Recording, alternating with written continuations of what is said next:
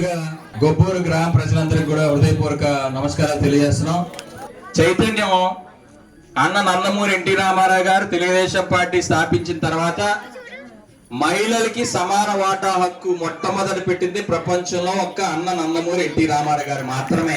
మీ మహిళా మనందరికీ ఆనాటి నుంచి కూడా మహిళల్లో చైతన్యం రావడం, ఆ వాళ్ళ మహిళలకు పెద్దపీట వేయడం, తెలుగుదేశం పార్టీ వచ్చినాకే ఇవాళ ఏ గ్రామంలో అయినా అభివృద్ధి కార్యక్రమం అనేటువంటిది మనం చూడగలిగాం.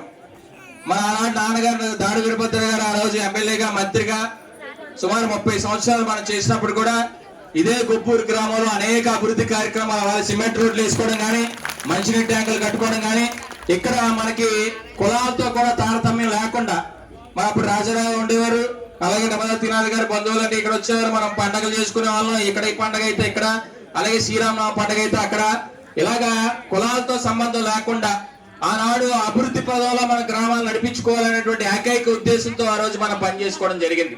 అయితే ఈ 5 సంవత్సరాల పరిపాలన మనం చూసాం. ఆ తేడా కూడా మీ అందరూ గమనించే ఉంటారు.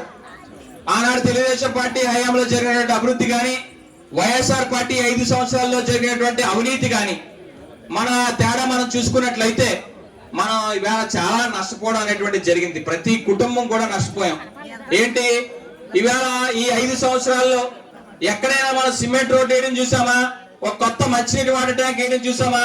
అక్కడ ఇక్కడే కదా, మా గ్రామంలో కాదు, మనం చూస్తే అనకాపల్లిలో కానీ మన ఎన్టీఆర్ ఆసుపత్రి రావాలి మనం కట్టాం. ఆ ఎన్టీఆర్ ఆసుపత్రిలో 82 మంది డాక్టర్లు ఉండాల్సి వస్తే ఈ 5 సంవత్సరాల్లో 18 మంది డాక్టర్లు లేరు. ఎక్కడ డాక్టర్ కొరత, కనీసం హాస్పిటల్లో ఫ్యాన్ తిరిగే పరిస్థితి కూడా లేదు.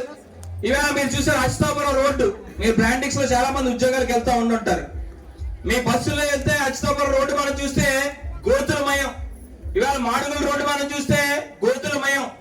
ఇవాళ ఎన్ని పక్కన పెడితే ఈవేళ మన ప్రాంతంలో మన తాతగారు కానీ, మన ముత్తాతను కానీ, ఇవాళ మన తండ్రుల ద్వారా కానీ మన సంక్రమించినటువంటి ఆస్తి ఇవాళ మన భూమి, అలాగే మన ఇల్లులు. ఈవేళ మన భూములు కూడా ఇవాళ వైఎస్ఆర్ పార్టీ వచ్చిన తర్వాత మన భూమి ఎకరా ఉంటే ఆ ఎకరాకి మళ్ళీ రీసర్వే అని చెప్పి ఆ ఎకరా భూమి 20 సెంట్లు నొక్కేసి 80 సెంట్లకి ఈవేళ పాస్బుక్లు ఇవ్వడం మనం చూసాం. 2 ఎకరాలు ఉంటే 30 సెంట్లు నొక్కేశారు. 5 ఎకరాలు ఉంటే ఏకంగా 80 సెంట్లు నొక్కేశారు.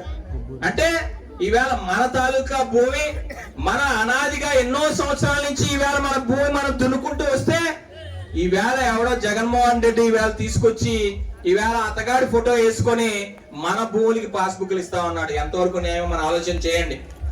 ఈవేళ మన భూములు, మన తాతలు మన నాన్నలు సంపాదించిన భూములు మనకు తగలబడితే ఈడెవడో బినామీ వాడు వచ్చి ఈ భూమి ఎకరా నీది కాదు, ఈ భూమిలో ఎకరా 20 ఎకరాలు 80 సెంట్ల మీది, 20 సెంట్లు నీది కాదని చెప్పడానికి ఈడెవడండి?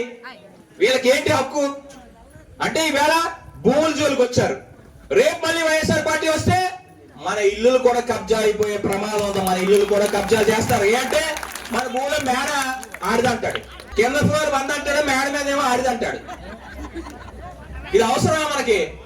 మనం ఓటేసుకొని మన ఈవేళ మన నెత్తి మీద ఉండేటువంటి చిత్తంతా ఆడి చేతుల్లో ఇచ్చే పరిస్థితి మనం క్రియేట్ చేసుకోవాలి. కాబట్టి దయచేసి మీరు ఆలోచించేయండి. ఈవేళ ఈ 5 సంవత్సరాలు అనేక ఇబ్బందులు పడ్డాం. ఈవేళ చాలా మంది అనుకోవచ్చు, ఏంటి సంక్షేమ పథకాలు వస్తున్నాయి కదా, అదే తెలుగుదేశం పార్టీ వస్తే ఈ పథకాలు ఆగిపోతాయేమో అని ఒక భయం చాలా మందిలో. వాళ్ళు కూడా అదే చెప్తా ఉన్నారు కదా, వైఎస్ఆర్ పార్టీ మా ప్రభుత్వం రాకపోతే పథకాలు ఆపేస్తామని. పథకాలు ఆపడానికి ప్రభుత్వ సొమ్ముతో ఈ పథకాలు ఇస్తా ఉన్నారు. ప్రభుత్వ సొమ్ము అంటే ఏంటి? ఇవాళ ప్రజల తాలూకా సొమ్ము, మన ట్యాక్సులు కట్టిన సొమ్ము. ఇవాళ ఈ సంక్షేమ పథకాలన్నీ కూడా యథావిధిగా తెలుగుదేశం పార్టీ రేపు అధికారంలోకి వస్తే మీకు ఇప్పుడు ఏవైతే సంక్షేమ పథకాలు వస్తా ఉన్నాయో అవన్నీ మీకు మళ్ళీ తిరిగి ఇవ్వడం జరుగుతా ఉంది. అంతేకాకుండా ఇంకా అంతకన్నా మిన్నగా ఇవాళ మరిన్ని మంచి సంక్షేమ పథకాలు ఇవాళ తెలుగుదేశం పార్టీ అందించబోతా ఉంది. మీరు చూసారు రేట్లన్నీ ఎక్కడికి వెళ్ళిపోయావు. ఇవాళ పప్పు రేట్లు కానీ, కందిపప్పు కానీ, ఇవాళ బియ్యం కానీ, లేకపోతే నూనె కానీ, ఇవాళ రేట్లన్నీ ఎక్కడికో వెళ్ళిపోయినాయి. కానీ తెలుగుదేశం పార్టీ ప్రభుత్వం వస్తే మళ్ళీ మీరు అల్లుండే కాదు, అమ్మను కూడా మీరు మీ ఇంటికి పిల్లొచ్చి, ఎందుకని 4 సిలిండర్లు వస్తుందిగా మీ అందరికి కూడా సంవత్సరానికి ఇస్తాం. 4 సిలిండర్లు, 3 మనం ఇస్తా ఉన్నాం. ఒకటేమో మా ఋత్విక్ వచ్చాడు కదా ఇవాళ. అటు ఋత్విక్ ఎవరో తెలుసా, మా సీఎం రమేష్ గారు ఎంపీ క్యాండిడేట్ వాళ్ళ అబ్బాయి. ఇవాళ కేంద్రంలో నరేంద్ర మోడీ గారు వస్తే, కేంద్రంలో నరేంద్ర మోడీ గారు మళ్ళీ ఇవాళ వస్తే ఆయన తరపున మళ్ళీ మన రాష్ట్రానికి ఒక సిలిండర్ ఎక్స్ట్రాగా ఇస్తున్నారు. ఇక్కడేమో 3 సిలిండర్లు మన చంద్రబాబు నాయుడు గారు ఇస్తా ఉన్నారు, పవన్ కళ్యాణ్ గారు కలిపి. అంటే 4 సిలిండర్లు ఇవాళ ఉచితంగా రూపాయి డబ్బులు కట్టక్కర లేకుండా మనందరికీ రాబోతా ఉన్నాయి. అంతేకాదు ఇవాళ పిల్ల పాపలతో కూడా మరి ఎక్కడికైనా సరదాగా ఊర్లు వెళ్ళాలంటే ఇవాళ సిటీ బస్సుల్లో ఫ్రీగా రూపాయి ఖర్చు లేకుండా మీ అందరూ ఎక్కడికైనా తిరగచ్చు. అంటే ఇవన్నీ కూడా రేపు తెలుగుదేశం పార్టీ వచ్చాక మీకు చెప్పేదండి, ఈ సంక్షేమ పథకాలు ఏవైతే ఉన్నాయో అవన్నీ మీకు ఇస్తా మళ్ళీ అదనంగా మనం ఇవ్వడం జరుగుతూ ఉంది. కాబట్టి తప్పుడు ప్రచారాలు నమ్మొద్దు. ఇవాళ వైఎస్ఆర్ పార్టీ వాళ్ళు చెప్తారు మీరు రాకపోతే అయిపోతే, వాలంటీర్ల వ్యవస్థ అయిపోతే, ఏ వ్యవస్థ ఆగదండి. వాలంటీర్ల వ్యవస్థ కూడా కొనసాగిస్తాం. ఇవాళ వాలంటీర్లు కూడా ఇవాళ 5,000 రూపాయలు జీతం ఇస్తా ఉన్నారు వాలంటీర్లకి పని చేయించుకొని. ఇవాళ తెలుగుదేశం పార్టీ రాగానే వాళ్ళకి మొట్టమొదటి నెలలోనే 10,000 రూపాయల జీతాన్ని ఇవాళ వాలంటీర్లకు మనం అందరం కూడా ఇవ్వబోతా ఉన్నాం. వాళ్ళ ద్వారా ఇంకా మెరుగైన పని మనం చేయించుకోబోతా ఉన్నాం. కాబట్టి ఇవాళ ఏ వ్యవస్థలు కూడా ఆగవు. ఇవాళ ఏ ఒక్కటి కూడా ఇవాళ జగన్మోహన్ రెడ్డి ఇంట్లో సొమ్ము తీసుకురాలే. ఇవాళ జగన్మోహన్ రెడ్డి అనేకమైన అప్పులు చేసి రాష్ట్రంలో, అంటే అప్పులు కూడా ఏ విధంగా, ఎవరు అప్పులు ఎలాగొచ్చాయి, ఇవాళ విశాఖపట్నంలో ఉండేటువంటి ఇవాళ కైలాసగిరి పక్కన ఉండేటువంటి భూమి, రుషికొండ భూమి అంతా కూడా చదువు చేసి దాన్ని తాకట్టు పెట్టారు. ఇవాళ విశాఖపట్నంలో సెంట్రల్ పార్క్ జైలు రోడ్ల మీద చూస్తే ఒక పార్క్ కట్టారు, ఆ పార్క్ తాకట్టు పెట్టారు. విశాఖపట్నంలో అనాదిగా మన అందరికీ తెలుసు collector office junction, KGH junction తెలుసు కదమ్మా, ఆ కలెక్టర్ ఆఫీస్ ని కూడా తనఖా పెట్టారు. ఈవేళ ఇంకా మళ్ళీ రేపు వస్తే అన్ని ఆఫీసులు అయిపోయి ఇంక మళ్ళీ తర్వాత ఏం తాకట్టు పెడతారు, మన కొబ్బూరులో ఈ దేవాలయాన్ని కూడా తాకట్టు పెట్టేస్తారు, ఇంకా తాకట్టు పెట్టి అప్పులు తీసుకొస్తారు. కాబట్టి దయచేసి నేను మీ అందరినీ కోరేది, రేపు మళ్ళీ ఒక సుస్థిరమైనటువంటి పాలన, మళ్ళీ మనందరికీ మన గ్రామంలో అభివృద్ధి చేసుకోవాలంటే మళ్ళీ తప్పకుండా మనందరూ కూడా Telugu Desam party, Janasena party, BJP party బలపరిచిన అభ్యర్థులు మనందరూ కూడా గెలిపించుకోవాలి. ఇవాళ మన అనకాపల్లిలో సైకిల్ గుర్తు ఉండదమ్మా. మన అనకాపల్లిలో మా ఉమ్మడి 3 పార్టీలు కలిపి బలపరిచిన అభ్యర్థి ఎవరు? కొనతాల రామకృష్ణ గారు, జనసేన పార్టీ. ఇవాళ గాజు గ్లాసు గుర్తు మీ అందరికీ తెలుసు. ఇవాళ గాజు గ్లాసు గుర్తు, ఈ గాజు గ్లాసు గుర్తు మీద ఎమ్మెల్యే అభ్యర్థికి ఓటు వేయాలి, ఒక ఓటు. రెండో ఓటు ఎంపీ ఓటు ఎవరికైనామ్మా ఎత్తన అన్ని మీకు ఇచ్చిన కమలాన్ని, మీ కమలం గుర్తుకు అన్ని కూడా ఓటేస్తే ఇక్కడ ఎంపీ అభ్యర్థిగా సీఎం రమేష్ గారిని నిలబెట్టడం జరిగింది. సీఎం రమేష్ గారు ఢిల్లీలో అనేక పనులు చేయించగల సామర్థ్యం ఉన్నటువంటి వాళ్ళు.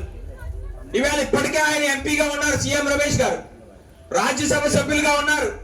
ఇవాళ నరేంద్ర మోడీ గారితో గాని, అమిత్ షా గారితో గాని ఇవాళ సన్నిహిత సంబంధాలు ఉండేటువంటి వ్యక్తి మన సీఎం రమేష్ గారు. మన అటువంటి వ్యక్తిని మనం గెలిపించుకుంటే రేపొద్దు మన గొప్పలో కళ్యాణ మండపం కావాలంటే మనం తీసుకురావచ్చు, మన అనకాపల్లికి ఒక స్కీమ్ కావాలంటే తీసుకురావచ్చు. అందరూ కూడా ఎప్పుడైనా మన ప్రాంతాన్ని అభివృద్ధి చేసుకోవాలంటే మళ్ళీ మన Telugu Desam party, BJP party, Janasena party బలపరిచినటువంటి అభ్యర్థులు మనం గెలిపించుకోవాల్సిన అవసరం ఎంతైనా ఉంది ఇక్కడ. కాబట్టి మరొకసారి మీ అందరినీ కోరేది, మళ్ళీ మన పాత రోజుల పూర్వవైపు రావాలన్నా, మళ్ళీ అభివృద్ధి జరగాలన్నా, మళ్ళీ సంక్షేమ పథకాలు మనందరికి కూడా అందాలన్నా పూర్తి స్థాయిలో మనందరూ కూడా కొనతాల రామకృష్ణ గారిని ఎమ్మెల్యేగా, అదేవిధంగా సీఎం రమేష్ గారిని ఎంపీగా గెలిపించుకోవాల్సిన అవసరం ఉంది. కాబట్టి మరొకసారి మీ అందరినీ ఆ ఎలక్షన్ 13వ తారీఖు ఎలక్షన్ దయచేసి మీ అందరూ కూడా మీకు తెలిసినటువంటి వారికి కూడా మనం చెప్పాల్సి, మీ బంధువులు ఎవరైనా బయట ఉంటే వాళ్ళకు కూడా చెప్పి మనం గొప్పలు రప్పించుకోవాల్సినటువంటి అవసరం ఉంది. దయచేసి మీ అందరూ కూడా ఈ గుర్తుని, ఈ ఓటుని వినియోగించుకొని సరైనటువంటి నిర్ణయాన్ని మన ప్రాంతాన్ని రక్షించడం కోసం, మన కుటుంబం కోసం మనందరూ కూడా తప్పకుండా మీ అందరూ కూడా ఈ బలపరచాలని మనస్ఫూర్తిగా కోరుకుంటూ సెలవు తీసుకుంటా ఉన్నా.